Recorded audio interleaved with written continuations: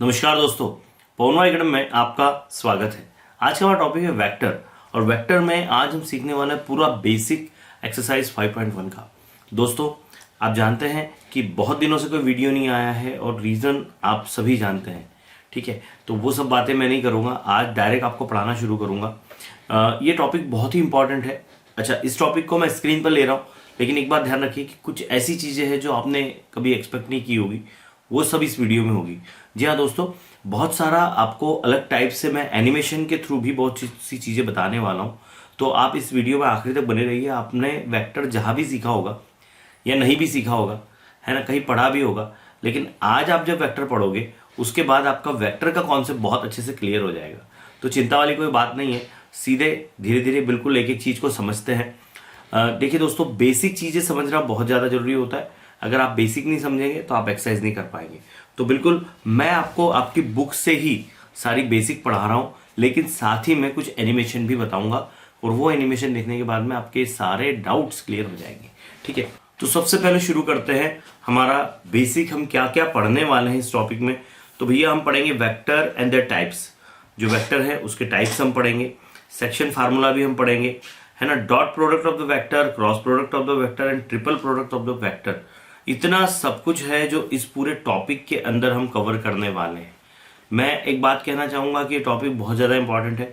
आपको ये फिजिक्स में भी काम में आएगा और आपको ये मैथ्स में भी काम में आएगा, दोनों जगह काम में आने वाला है, ठीक है। तो इसको बड़े ध्यान से तरीके से समझ लीजिए, आपको कोई प्रॉब्लम इसमें आने वाला नहीं है। सबसे पहले हम लेट अस रिकॉल में देखते हैं कि स्केलर क्वांटिटी क्या होती है। जी हाँ दोस्तों, स्केलर क्वांटिटी पहले डेफिनेशन देख लीजिए, उसके बाद हम बात करते हैं। A quantity which can be completely describe by the magnitude only is called the scalar quantity. ऐसी क्वांटिटी जो सिर्फ और सिर्फ मैग्नीट्यूड से आप डिस्क्राइब कर सकते हो, ठीक है। जैसे मास है, लेंथ है। अब आपको कहा जाए कि भाई ये जो लेंथ है ए बी, यहाँ पर जो लाइन सेगमेंट ए बी है, इसकी लेंथ कितनी है, तो लेट्स से कि इसकी लेंथ 5 सेंटीमीटर है, ठीक है ना। कितनी है? 5 सेंटीमीटर है। यहाँ पर क्या है? 5 एक नंबर है। एक 5 जो है ये एक नंबर को बता रहा है, ठीक है। और सेंटीमीटर जो है ये इसकी यूनिट को बता रहा है। ये क्या बता रहा है? ये इसके नंबर को बता रहा है, ये इसकी वैल्यू को बता रहा है, और इसी को हम कहते हैं मैग्नीट्यूड। यही होता है मैग्नीट्यूड। और ये जो सेंटीमीटर है ये इसकी यूनिट है, ठीक है। अभी हम यूनिट की बात नहीं करें, अभी हम सिर्फ मैग्नीट्यूड की बात करें। तो भाई ऐसी क्वांटिटी या ऐसी राशि जिसके अंदर सिर्फ और सिर्फ मैग्नीट्यूड हो, जिसको मैग्नीट्यूड से बता दिया जाए, ठीक है। जैसे मैं कहूं कि ये जो ट्राइंगल मैंने बनाया है, इस ट्राइंगल का आपसे पूछा जाए कि what is the area of this triangle, तो यार इस ट्राइंगल का अगर एरिया पूछेंगे तो कुछ तो भी एरिया होगा। लेट्स से कि इसका एरिया कुछ है 10 सेंटीमीटर स्क्वायर, ठीक है। ऐसा कुछ तो भी एरिया है ना, मतलब एग्जाम्पल के लिए। तो यहाँ पर 10 सेंटीमीटर स्क्वायर से ये पूरा कंप्लीटली डिफाइन हो रहा है ना। यहाँ पर जो है मैग्नीट्यूड की ही बात हो रही है। फिर बात करते हैं वॉल्यूम कितना है। भाई इस ग्लास के अंदर कितना पानी भरा है, ऐसा कोई आपसे पूछ ले तो आप क्या करोगे? आप उसका वॉल्यूम निकालोगे बाय यूजिंग द फार्मूला। अभी यहाँ पर ये क्या है? ये आपको दिख रहा है एक सिलेंडर के फॉर्म में। आप लगाओगे पाई आर स्क्वायर एच, ठीक है ना। आप यहाँ पर पाई आर स्क्वायर एच लगाओगे। आपके पास अगर आर दे के रखा है, आपके पास अगर एच दे के रखा है, ठीक है, और उन दोनों की मदद से 7 सेंटीमीटर 10 सेंटीमीटर की मदद से आप इस ग्लास का वॉल्यूम निकाल सकते हो, ठीक है। वैसे ही वर्क है, मनी है, कितने पैसे आपकी जेब में है। आप बोलोगे मेरे पास 1000 रुपए है, ठीक है। तो ये सभी जगह आपको देखने मिलेगा, है ना। वोल्टेज है, डेंसिटी है, रेजिस्टेंस है, इन सभी जगह पर आपको देखने मिलेगा कि यहां पर एक नंबर आपको बताया जा रहा है। वो नंबर क्या है? तो वो नंबर बड़ा समझने वाला है। यहां पर वो नंबर देखने वाला है कि यहां पर ये 5 एक नंबर है, यहां पर ये 1000 एक नंबर है, ठीक है ना। ये 1000 एक नंबर है। एक मिनट रुकना जरा, थोड़ा सा मैं इसको बोल्ड कर लूं। उसके बाद में ये 10 एक नंबर है, यहाँ पर ये 7 और ये मिलके इसका कुछ तो भी वॉल्यूम बनाएंगे। तो यहाँ आपको ये देखने मिलेगा कि ये जो नंबर्स है, ये नंबर्स ही जो है इनको हम मैग्नीट्यूड कहते हैं। ये क्या है? ये मैग्नीट्यूड है। और इसकी मदद से किसी भी क्वांटिटी को, ये मैग्नीट्यूड है और इसी की मदद से आप किसी भी क्वांटिटी को डिस्क्राइब कर सकते हैं। और वो क्वांटिटी होती है स्केलर क्वांटिटी। मतलब सीधी सीधी बात है, आपका वजन कितना है, आपकी हाइट कितनी है ना, आपकी जेब में कितने पैसे हैं, है ना, कितना बजा है। तो आप बोलोगे अरे यार अभी तो 8 बजे हैं, ठीक है। तो ये सब चीजें क्या है? सिर्फ इसमें नंबर है, इसमें कोई डायरेक्शन दिया है कि 8 बजे ऐसा 8 बजा है क्या, है ना, या 100 रुपए मेरी जेब में है तो 100 रुपए ऐसे है या ऐसे है या ऐसे है, कोई डायरेक्शन है उसमें? कोई डायरेक्शन नहीं है यार, तो सिर्फ और सिर्फ यहाँ पर क्या है, सिर्फ नंबर की बात हो रही है, सिर्फ मैग्नीट्यूड की बात हो रही है। और जब भी मैग्नीट्यूड की बात होगी वहां पर आपको ये देखने मिलेगा कि वो जो क्वांटिटी होगी उसको स्केलर क्वांटिटी कहेगी। एक काम करो, आप इसका स्क्रीनशॉट ले लो, फिर मैं आपको अगले पेज पे लेके चलता हूं। अब बात करते हैं अगली क्वांटिटी की, और वो है वेक्टर क्वांटिटी। जी हाँ दोस्तों, वेक्टर क्वांटिटी क्या होती है? वेक्टर क्वांटिटी वो होती है कि quantity which needs to be described using both magnitude and direction. भैया ऐसी क्वांटिटी जो मैग्नीट्यूड को, जिसको मैग्नीट्यूड भी लगेगा, ठीक है, जिसको मैग्नीट्यूड भी लगेगा और जिसको डायरेक्शन भी लगेगा एक्सप्लेन करने के लिए, ऐसी क्वांटिटी जो मैग्नीट्यूड से भी डिस्क्राइब हो और ऐसी क्वांटिटी जो डायरेक्शन से भी डिस्क्राइब हो, है ना, मैग्नीट्यूड भी लगे और डायरेक्शन भी लगे, is called a vector quantity. ठीक है, मैं इसमें एक चीज और ऐड करना चाहूंगा। ठीक है, यहां पर मैं एक और चीज ऐड करना चाहूंगा कि ऐसी क्वांटिटी जिसमें नंबर एक मैग्नीट्यूड हो, ठीक है, ऐसी क्वांटिटी जिसके अंदर डायरेक्शन भी हो, और ऐसी quantity which obeys the rules of vector algebra, जो वेक्टर अलजेब्रा के रूल्स को भी फॉलो करे। ये तीन चीजें देखो, ये विच follows the vector law of algebra, ये चीज जो है ना, ये किसी बुक में नहीं देखे रखी। लेकिन भैया यहां पर अगर करंट की बात करते तो करंट में मैग्नीट्यूड होता है, डायरेक्शन होता है, लेकिन वो हमारा जो वेक्टर लॉ ऑफ अलजेब्रा है उसको फॉलो नहीं करता। वेक्टर लॉ ऑफ अलजेब्रा, एक मिनट रुकना, वेक्टर लॉ ऑफ अलजेब्रा या rules of vector law of algebra, जिस तरह से भी आप बोलो यहां पर, which obeys the vector law of algebra बोला तो भी चलेगा, है ना। मैं इसको थोड़ा सा सेंटेंस को चेंज कर देता हूं, which obeys the vector law of algebra. तो तीन चीजें होनी चाहिए। देखो, एक क्वांटिटी तो वो है, एक क्वांटिटी तो वो है जिसके अंदर सिर्फ और सिर्फ मैग्नीट्यूड है, और सिर्फ मैग्नीट्यूड अगर होगा तो वो होगी स्केलर क्वांटिटी। और एक क्वांटिटी ऐसी है जिसके अंदर मैग्नीट्यूड भी है, जिसके अंदर डायरेक्शन भी है, और जो obeys the vector law of algebra, vector laws of algebra को जो फॉलो करती है, वो क्वांटिटी जो होती है उसको वेक्टर क्वांटिटी कहते हैं। अब आप बोलोगे सर ये चीज तो हमको बुक में दी नहीं है। भैया ये चीज आपको लिख लेना है, क्या बिगड़ता है हम एक चीज एक्स्ट्रा लिखे तो, ठीक है। तो इसमें क्या क्या होता है, डिस्प्लेसमेंट। डिस्प्लेसमेंट की बात अगर करें हम, तो डिस्प्लेसमेंट कैसे भैया, कोई डायरेक्शन तो होगा। वेलोसिटी, यहाँ डायरेक्शन भी होता है, फोर्स में भी डायरेक्शन होता है। आप देखिए कहीं पर भी आपने फोर्स लगाया है ना, ये दीवार है, आप इस दीवार के ऊपर फोर्स लगा रहे हो तो कुछ तो होगा, कुछ तो डायरेक्शन दे रहे हो आपके फोर्स को। इलेक्ट्रिक फील्ड जो है, एक्सेलरेशन जो है, मोमेंटम जो है, यहां पर आपको सब जगह पर डायरेक्शन मिलेगा। अब एक काम करते हैं, हम चलते हैं वेक्टर का जो बेसिक है, मतलब वेक्टर का जो एनिमेशन है उसको देखते हैं। एक काम करिए, पहले आप इसका स्क्रीनशॉट ले लीजिए, फिर मैं आपको आगे लेके चलता हूं। आइए समझते हैं वेक्टर को। वेक्टर क्या होता है, बेसिक वेक्टर क्या होता है। यहां आप देख सकते हैं, ये जो आप देख रहे हैं यहां पर इस तरह से एक लाइन के माध्यम से और एक एरोहेड के माध्यम से यहां पर वेक्टर को बताया गया है। देखिए यहां पर ये जो पॉइंट P है, ये इसका इनिशियल पॉइंट है। यहां से लेकर के जो ब्लू पार्ट है, ये पूरा का पूरा इसका मैग्नीट्यूड है, ठीक है, इसकी लेंथ जितनी होगी। और ये जो एरो बता रहा है, ये इसके डायरेक्शन को बता रहा है। तो ये एक वेक्टर को रिप्रेजेंट करने का तरीका है। चलिए मैं आगे इसमें आपको लेके चलता हूं, जरा इसको देखिए आगे आप किस तरह से इसको बताया गया है। यहां पर ये देखिए एक स्ट्रेट लाइन है, ये एरो यहां पर दिखा रहा है, और ये जो ब्लू पार्ट है, ये ब्लू पार्ट जो है देखिए इस तरह से एक डायरेक्टेड लाइन होगी जो आप वेक्टर को रिप्रेजेंट करने के लिए यूज करेंगे। इसका एक डायरेक्शन होगा, ये एरो आपको डायरेक्शन दिखा रहा है ना, ये डायरेक्टेड लाइन है। और यहां पर आप देखेंगे, जरा इसकी डेफिनेशन को आने दीजिए, यहाँ पर P हम लिख लेते हैं और ये Q ले लेते हैं, ठीक है। ये बीच का जो पॉइंट है ये मैग्नीट्यूड को बता रहा है। मैंने अभी आपको बताया कि ये बीच का जो ये इसका ये डिस्टेंस होगा, ये इसका मैग्नीट्यूड को होगा। मतलब अगर कोई वेक्टर छोटा है तो उसका मतलब लेट्स से कि कोई वेक्टर क्वांटिटी 2a है और 4a है, तो बात ध्यान रखिए कि 2a जो बनेगा वो ऐसा बनेगा, ठीक है, 2a जो बनेगा वो ऐसा बनेगा P से लेकर के Q तक।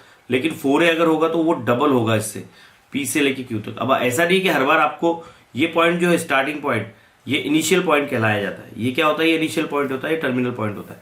लेकिन ये हर बार इधर ही हो ऐसा नहीं है, आप ऐसे भी बना सकते हो, ठीक है ना।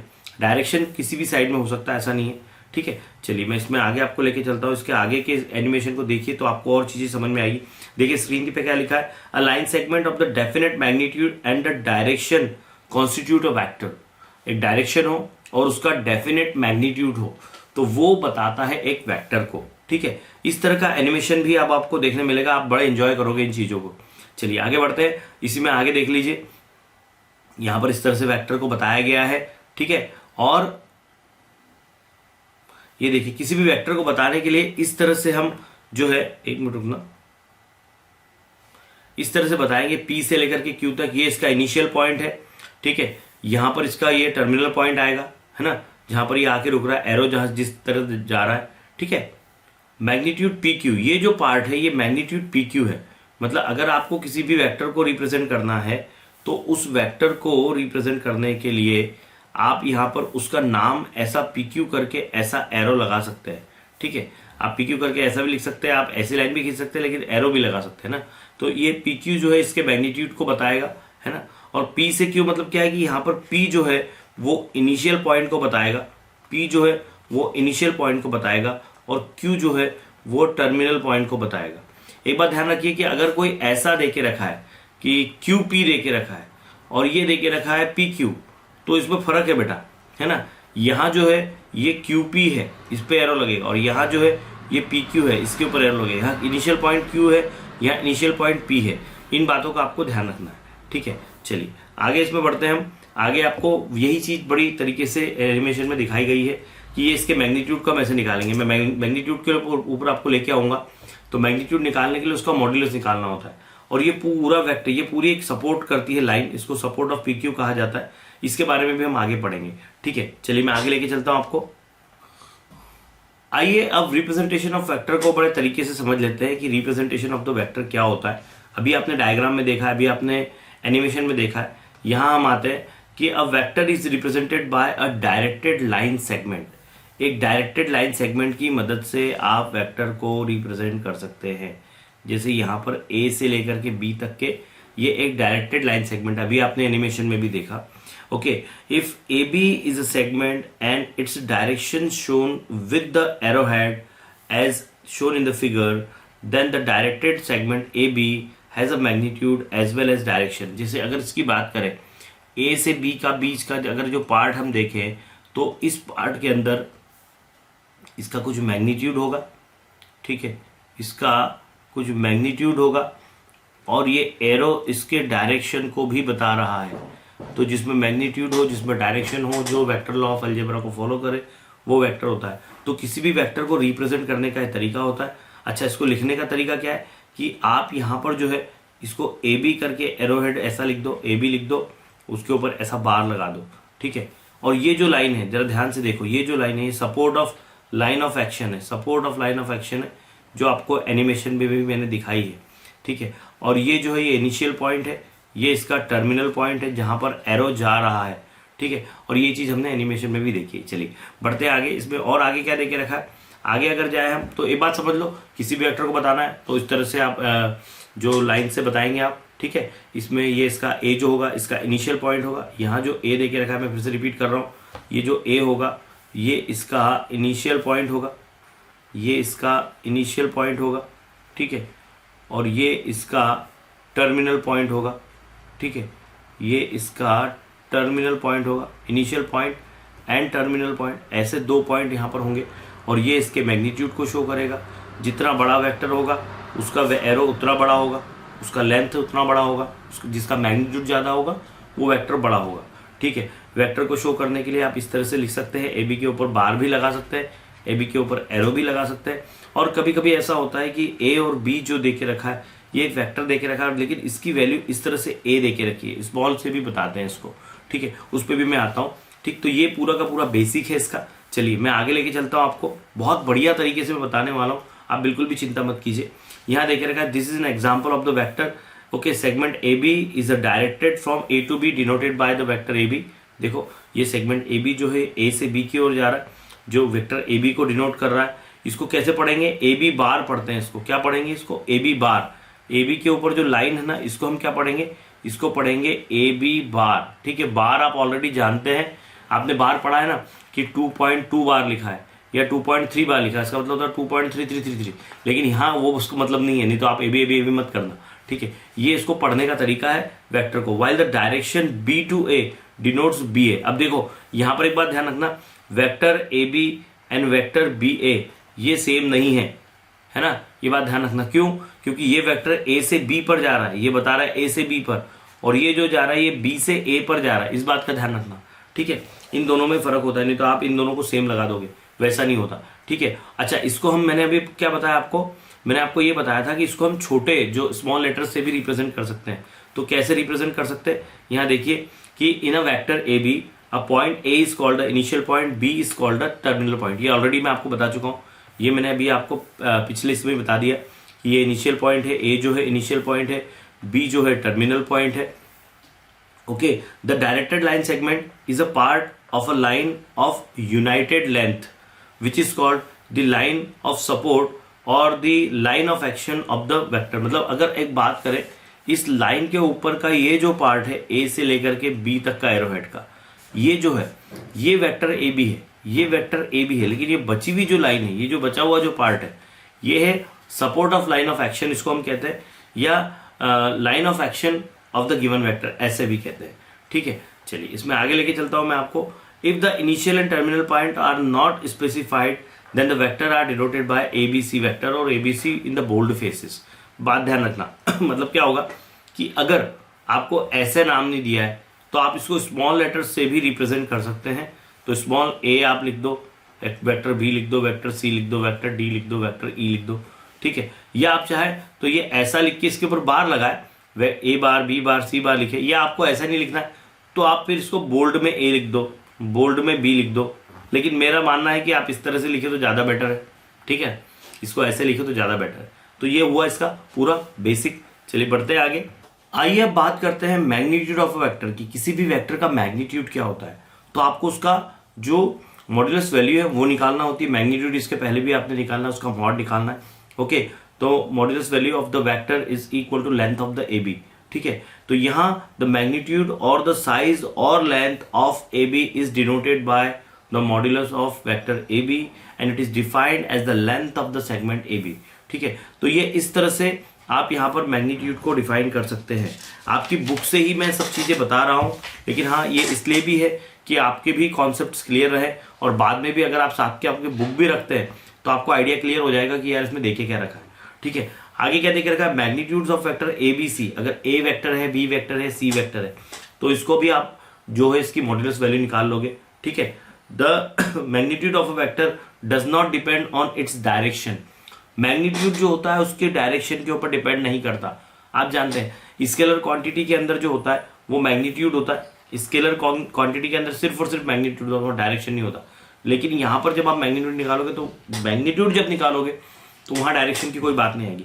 Since the length is never negative, और लेंथ भी एक बात ध्यान रखिए, मॉड्यूलस वैल्यू जो आप निकालोगे, मॉड्यूलस क्यों, क्योंकि यार ये पॉजिटिव ही आएगी। पॉजिटिव क्यों, क्योंकि लेंथ इज नेवर निगेटिव, वो निगेटिव तो होती नहीं है ना। तो इस बात का आपको ध्यान रखना है, ठीक है। अब बात करते हैं कि मैग्नीट्यूड अगर किसी भी वेक्टर का निकालना हो तो कैसे निकालेंगे।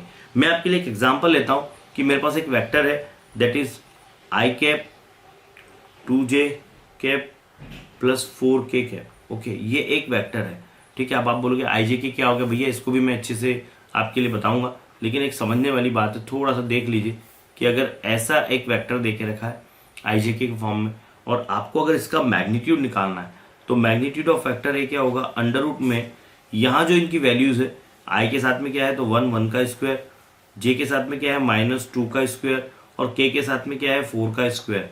ऐसे करके आप निकालोगे तो ये 1 होगा, ये 4 होगा और ये 16 होगा, तो कुल मिला के ये हो जाएगा अंडर रूट 21।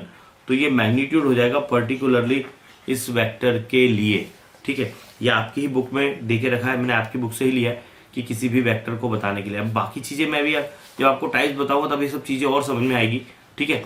पर हाँ ये धीरे धीरे बने रहिए, आपको सब चीज़ बराबर समझ में आएगी, ठीक है। एक काम करो, इसका स्क्रीनशॉट लेना तो ले लो, ठीक।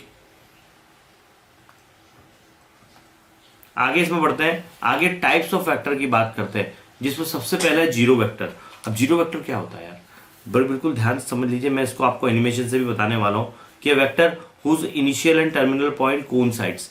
मतलब कि कोई वेक्टर यहां से यहां तक है ना, तो यहां पर पॉइंट P है, यहां पर पॉइंट Q है, ये जो है ये इनिशियल पॉइंट है, ये हम जानते हैं कि ये इनिशियल पॉइंट है, ये टर्मिनल पॉइंट है।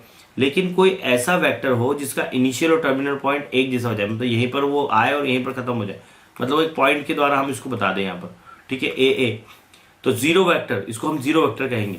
तो a vector whose initial point and terminal point coincides is called a zero vector और नल वेक्टर। उसको जीरो वेक्टर भी कहते हैं, उसको नल वेक्टर भी कहते हैं। Okay, it is denoted by zero के ऊपर आपको इस तरह से बार लगा देना है। Zero vector can not be assign a definite direction. Zero जो वेक्टर होता है उसके अंदर कोई फिक्स डायरेक्शन नहीं होता, कोई डायरेक्शन नहीं दिया होता। क्यों? क्योंकि वो जहां शुरू हुआ है वहीं खत्म हो गया है, वो यहां से शुरू हुआ है यहीं खत्म हो गया, तो उसमें ना डायरेक्शन होता है ना कुछ होता है। तो it has a zero magnitude, इसका मैग्नीट्यूड भी जीरो होता है, इसका मैग्नीट्यूड क्या होता है, इसका मैग्नीट्यूड जीरो होता है, और इसमें डायरेक्शन नहीं होता है। And it may be regarded as having any suitable direction. The vector A bar B bar represent the zero vector A bar का जो मॉडुलस वैल्यू है that is equal to zero. चलिए अब हम इसको देखते हैं एनिमेशन के माध्यम से। ये देखिए, इस तरह से कार के माध्यम से आपको यहाँ पर जीरो वेक्टर बताया जा रहा है कि भाई यहां से लेकर के कार यहां गई है और वापस वो अगर इस पोजीशन पे आ जाए, ठीक है, तो यहां पर क्या हुआ, इस पे मूवमेंट कितना हुआ, आप बताए उसी पोजीशन पे ही आ गया, जहां से शुरू हुआ था ये वहीं पर खत्म हो गया है ना। तो इस कंडीशन को ही हम यहाँ पर जीरो वेक्टर की मदद से बता सकते हैं। ये कार जिसे जाके वापस यहाँ पर आ गई, तो यहाँ जो आपका इनिशियल पॉइंट और टर्मिनल पॉइंट एक ही हो जाएगा, मतलब दोनों का दोनों कोइंसाइड हो जाएगा, ठीक है। जैसे यहाँ पर देख सकते हैं आप, एक मिनट लूंगा आपका मैं। देखिए, इनिशियल पॉइंट और फाइनल पॉइंट यहाँ पर दोनों कंडीशन में एक ही है कि कार यहीं से शुरू हुई है और यहीं पर आकर वो रुक गई है, तो उस कंडीशन में हम इसको कहेंगे जीरो वेक्टर, ठीक है। एक ऐसा वेक्टर जिसका इनिशियल पॉइंट और टर्मिनल पॉइंट एक ही हो जाए, ये कोइंसाइड कर जाए, ऐसा वेक्टर जिसका इनिशियल पॉइंट टर्मिनल पॉइंट जो है कोइंसाइड कर जाए, जैसे आपने यहां पर देखा, ठीक है ना, कि क्या होगा, a vector whose initial and final point coincides is called zero और नल वेक्टर। इसी को हम कहेंगे जीरो वेक्टर और नल वेक्टर, ठीक है। इस चीज को आई थिंक बहुत अच्छे से आप समझ गए होंगे। इसको जीरो वेक्टर मॉडुलस वैल्यू इसकी जो होती है वो जीरो के इक्वल रहती है। Zero has no definite direction, zero vector has no definite direction, ठीक है। इसको यहाँ पर बिल्कुल क्लियर ये समझ में आ रहा है, आप देख सकते हैं कि यहाँ जो दे के रखा है आपको कि vector whose initial and final point coincide is called zero और नल वेक्टर। मुझे लगता है कि ये क्लियर हो गया होगा आपको, ठीक है। अब मैं आपको लेके चलता हूँ अगली स्लाइड के ऊपर। जीरो वेक्टर के बाद में हम बात करेंगे अगले वेक्टर की, और वो है यूनिट वेक्टर। तो यूनिट वेक्टर क्या होता है? Unit vector a vector whose magnitude is unity, मतलब जिसका मैग्नीट्यूड सिर्फ एक है, okay, is called a unit vector. The unit vector in the direction of the given vector a is denoted by a cap। इसको क्या पढ़ते हैं हम? a cap पढ़ते हैं या a head भी पढ़ते हैं, तो जनरली a cap पढ़ा जाना चाहिए। ये a cap इसको पढ़ो और ये यूनिट वेक्टर को बताता है। जैसे मैंने अभी i cap, j cap और k cap लिखा था, ठीक है, वो यूनिट वेक्टर को बताएगा, ठीक। तो यूनिट वेक्टर में सीधी सीधी बात ध्यान रखना कि जिसका मैग्नीट्यूड एक हो वो यूनिट वेक्टर होगा, ठीक है, जिसका मैग्नीट्यूड जीरो हो वो जीरो वेक्टर होगा, ठीक है। आगे बढ़ते हैं, अगला वाला टाइप समझ लेते हैं, जेट is coinitial vector, coinitial and coterminal vector, दो चीजें हैं, ठीक है। को इनिशियल क्या होगा? A vector having same initial point are called a coinitial vector. एक जैसे मैं अगर यहाँ पर बात करूँ आपके लिए कि को इनिशियल वेक्टर को बताने के लिए, लेट से मैं यहाँ पर एक एरो दे दूँ इधर से और ये इधर दे दूँ। मैं पिछले वाले स्लाइड में डायग्राम ऐड कर दिया था, एक्चुअली ये डायग्राम यहाँ होना चाहिए, है ना, ये इस तरह का कि यहाँ पर मैं इसको दे दूँ, ये ए है, ठीक है, ये क्या है जी, ये जो है ये ए है, ए वेक्टर है, बी वेक्टर है। अगर देखा जाए तो दोनों के दोनों एक ही इनिशियल पॉइंट से शुरू हुए हैं, तो ये को इनिशियल वेक्टर है, ठीक है। इस बात का आप ध्यान रखिए। क्या देके रखा है here, A and B are coinitial vector. आगे क्या बोलता है, where is the vector having the same terminal point are called the coterminal vectors. ओहो, मतलब कि एक वेक्टर इधर से आ रहा है, एक वेक्टर इधर से आ रहा है, लेकिन इनका इनिशियल टर्मिनल पॉइंट सेम है। देखो बड़े ध्यान से देखो, एक वेक्टर इधर से आया, एक इधर से आया, लेकिन इनका टर्मिनल पॉइंट देखो, यहां पर क्या हो गया, यहां इनिशियल पॉइंट सेम था। अगर इनिशियल पॉइंट सेम है तो हम उसको को इनिशियल वेक्टर बोलेंगे, उसको को इनिशियल वेक्टर बोलेंगे, ठीक है, को इनिशियल वेक्टर्स। अगर इनिशियल पॉइंट सेम है तो, और अगर टर्मिनल पॉइंट जैसे बी और सी का टर्मिनल पॉइंट दोनों एक ही पॉइंट पर आके रुकते हैं, ठीक है, तो ये को टर्मिनल वेक्टर होगा, ठीक है। तो इनको इस तरह से समझ लेना है, जिनका इनिशियल पॉइंट सेम हो तो को इनिशियल वेक्टर, जिनका टर्मिनल पॉइंट सेम हो तो को टर्मिनल वेक्टर। ये दो बातें, ठीक है। चलो फटाफट स्क्रीनशॉट ले लो, आगे बढ़ते हैं। आगे इसमें और इन चीज़ों को समझते हैं कि इक्वल वेक्टर क्या होता है। भैया जिनका मैग्नीट्यूड इक्वल हो, जिनका डायरेक्शन इक्वल हो, वो इक्वल वेक्टर होते हैं। जैसे आप देख सकते हैं कि इनकी लेंथ देखो, ए और बी, ये जो दो वेक्टर है, तो जिनका मैग्नीट्यूड भी इक्वल है, डायरेक्शन भी इक्वल है, तो वो इक्वल वेक्टर हो जाएंगे। इसकी डेफिनेशन को देख लेते हैं। टू और more vectors are set to be equal vectors if they are having same magnitude. अगर उनका सेम मैग्नीट्यूड है, क्या देखे रखा है, अगर सेम मैग्नीट्यूड है एंड सेम डायरेक्शन है, ठीक है, सेम मैग्नीट्यूड सेम डायरेक्शन होगा तो फिर वो होंगे इक्वल वेक्टर, ठीक है। अगर मैग्नीट्यूड सेम है, डायरेक्शन सेम नहीं है, तो वो इक्वल वेक्टर नहीं होंगे, ठीक है ना, वो एक दूसरे के अपोजिट में आ जाएंगे। इस बात का ध्यान रखना, ठीक, क्योंकि डायरेक्शन बदल जाएगा, ठीक। चलिए आगे बढ़ते हैं। यहाँ ए और सी देखो, ए और सी भी यहाँ इक्वल देके रखा है, देखो ए है सी है, यहाँ दोनों का मैग्नीट्यूड इक्वल है। देखो ध्यान से, यहाँ ध्यान से देखना क्या देके रखा है कि ए और सी का मैग्नीट्यूड इक्वल है but the direction are not equal, so that they are not equal vector. Equal vector को आप इस तरह से डिनोट करोगे, है ना, और इसको इस तरह से डिनोट करोगे। Here the direction of A and D R same. यहाँ देखो ए और डी का डायरेक्शन सेम है लेकिन मैग्नीट्यूड सेम नहीं है, तो भी ये वेक्टर इक्वल नहीं होंगे, ठीक। इस तरह से इक्वल वेक्टर को आप समझ सकते हैं। इक्वल वेक्टर के बाद अगले पॉइंट पर आते हैं और अगला पॉइंट है negative of a vector. Negative of a vector क्या होता है भाई? देखिए सीधी सीधी बात है कि अगर मैंने मतलब स्टार्टिंग में मैंने आपको बताया था कि अगर एक वेक्टर यहाँ P से लेकर के Q तक है और इस डायरेक्शन में जा रहा है, इनिशियल पॉइंट ये है, टर्मिनल पॉइंट ये है, तो ये वेक्टर PQ होगा, ठीक है। और अगर एट द सेम टाइम यहाँ से लेकर के कोई वेक्टर Q से लेकर के P की ओर जा रहा है, ठीक है, तो ये जो वेक्टर होगा ये QP होगा। तो ध्यान रखिए कि QP और PQ अगर इनका मैग्नीट्यूड सेम है और डायरेक्शन अपोजिट है, मैग्नीट्यूड सेम है, डायरेक्शन अपोजिट है, तो उस कंडीशन में ये निगेटिव वेक्टर हो गए एक दूसरे के।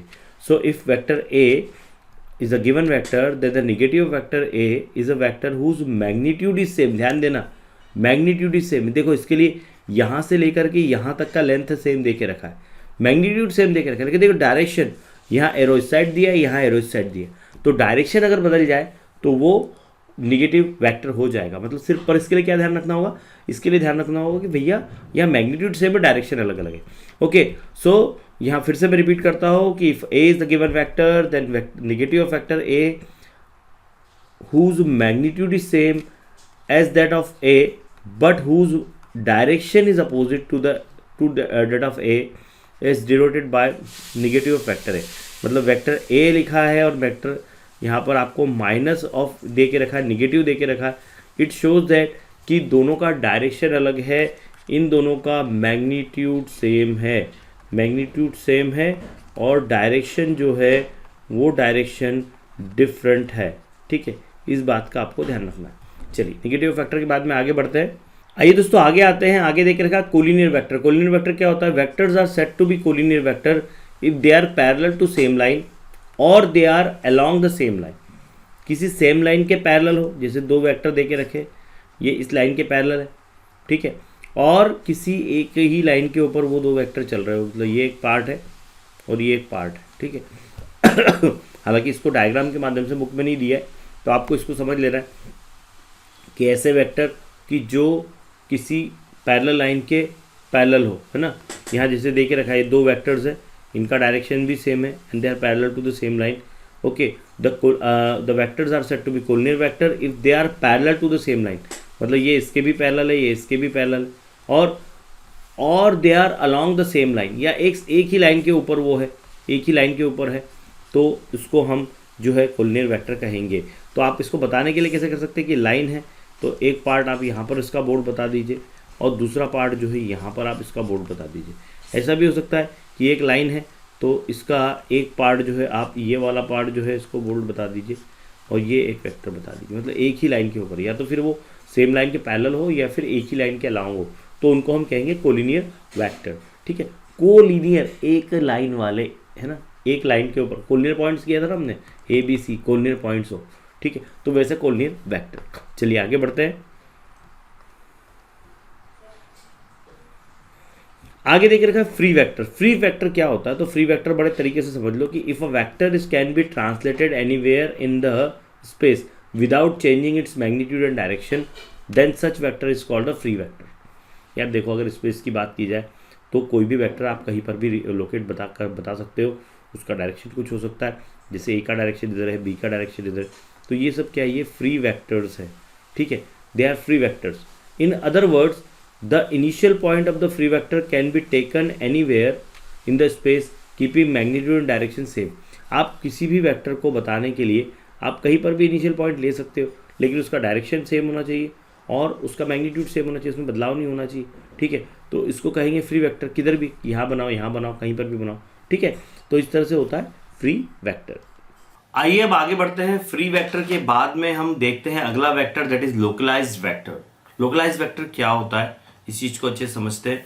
देखिए, for a vector given magnitude and a direction, एक वेक्टर है, उसका एक मैग्नीट्यूड भी है और डायरेक्शन भी दिया है। If its initial point is fixed, उसका इनिशियल पॉइंट फिक्स्ड है in the space, okay, then such a vector is called the localized vector. जिसका इनिशियल पॉइंट फिक्स है, ओके, इसका कुछ मैग्नीट्यूड है, कुछ डायरेक्शन है और इनिशियल पॉइंट फिक्स है, तो that is called the localized vector. For example, there are two stationary cars A and B. देखिए यहाँ पर ए एक कार है, बी एक कार है, ठीक है, on the road and a force applied on the A, it is localized vector and only car A moves while car B not affects this. आप वेक्टर ए, कार ए पे force लगाओगे तो वही move करेगा, दूसरा move नहीं करेगा। Note that in this chapter vectors are treated as free vectors unless otherwise stated. तो यहां पर बात ध्यान रखिए कि यहां हम जो वेक्टर के बारे में पढ़ाई करेंगे, ये वेक्टर के बारे में हम जो पढ़ रहे हैं चैप्टर के अंदर, वो सब के सब फ्री वेक्टर के बारे में पढ़ेंगे, ठीक है। यहाँ पर आपको एक एक्टिविटी दे के रखी है, इस एक्टिविटी को देख लीजिए। ए से बी जा रहा है, ए से बी जा रहा है तो ये पी है, तो ये आपका वेक्टर पी हो गया, ठीक है। बी से ए जा रहा है तो ये आपका निगेटिव ऑफ वेक्टर पी होगा, क्योंकि ये डायरेक्शन बदल जाएगा। देखो एरो इधर है, एरो इधर, लेकिन आप अगर इधर से इधर जाते हो तो डायरेक्शन बदल जाएगा। बी से सी जा रहा है तो ये वेक्टर क्यू है, और सी से बी जा रहा है तो ये निगेटिव ऑफ वेक्टर क्यू हो जाएगा। सी से ए जा रहा है तो ये वेक्टर आर है, और ए से सी जा रहा है तो निगेटिव ऑफ वेक्टर आर है। इस तरह से इसको करना है दोस्तों। अब इसके अंदर अलजेब्रा ऑफ वेक्टर अगला पॉइंट है, जिसके अंदर स्केलर मल्टीप्लिकेशन और बाकी सब चीजें आने वाली है। तो वो जो चीज है वो मैं आपको अगले पार्ट में बताऊंगा, क्योंकि वो चीजें समझना बहुत ज्यादा जरूरी है और थ्योरी बहुत ज्यादा है, डिटेल बहुत ज्यादा है। इसके लिए इस वीडियो में यहीं पे रुकता हूँ। अगले वीडियो में मैं आपको आगे का बेसिक पढ़ाऊंगा, ठीक है। बेसिक के थोड़े पार्ट्स में हो सकता है ज़्यादा हो, लेकिन हाँ, चीज़ें आप तक को आपको बिल्कुल क्लियरली समझ में आना चाहिए, और इसके लिए भले टाइम लगे, क्योंकि एक बार पूरा बेसिक कंप्लीट हो गया तो एक्सरसाइज तो फटाफट हो जाएगी। एक्सरसाइज में बहुत ज़्यादा कुछ नहीं है, ठीक है। चलिए दोस्तों, thank you very much for watching. यहीं पर मैं रुकता हूँ। आगे आपको कुछ एनिमेशंस और देखने को मिलेंगे, जिसके अंदर आपको अलग अलग वेक्टर्स के बारे में जानकारी मिलेगी। Thank you very much for watching. दिखते रहे पवन अकेडमी। धन्यवाद।